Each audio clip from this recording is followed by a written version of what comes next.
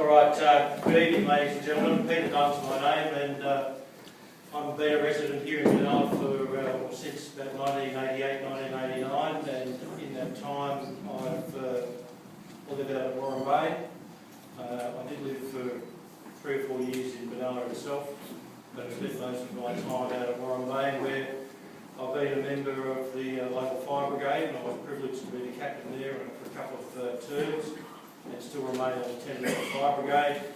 Was involved, in fact, I think I was the president, because no one else wanted to be some time on the tennis club, and generally I've just involved myself in community interests and activities ever since coming to Benalla. Well, not ever since, but shortly thereafter. I've been a member of the council now. This is my second term, and it's an interesting challenge to be a councillor. Things seem to be so straightforward and so, well, why don't we do that? And there are 6 other people who all have sometimes a different view, and possibly even only 4 people have a different view or seek further clarification, and things take a lot longer and not as straightforward as you might think from time to time.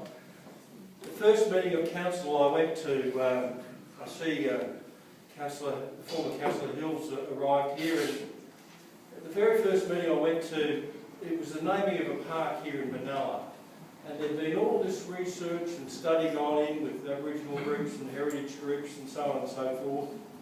And my very first night, and the recommendation was we name this park a certain name. And I put my hand up and I said, well, I'd like to move that motion, and Councillor Hill then put up his hand and said, well, I'll second that. And then we had a big discussion. Well, had we consulted everybody? Had we employed enough people to do enough research? Had we done this? Had we done that? And 3 of the councillors voted for the naming of the park, and 4 of the councillors voted against the naming of the park and deferred it. And 2 years to the date it came back, and we all voted the way I wanted to vote on my very first meeting. So, I'm only saying this because things in council can not be as straightforward and simple as they seem to be. And the key thing, I see the former Councillor Brown here, and probably others that I can't see, the key thing in being on the council is the ability to get on with the other councillors, and the ability to persuade them of your point of view and the basis for your point of view.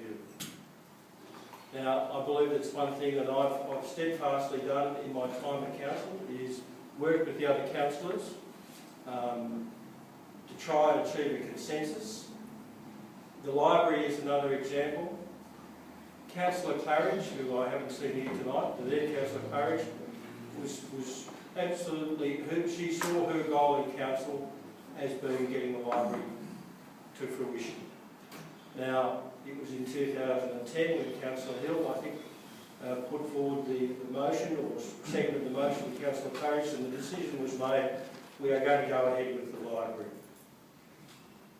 That then moved on into 2011, when we all eventually agreed that yes, we will accept the proposal and we will do it. The decision has been made, and the library is going to happen, and the council, the funding is in place, and we're moving forward to do that.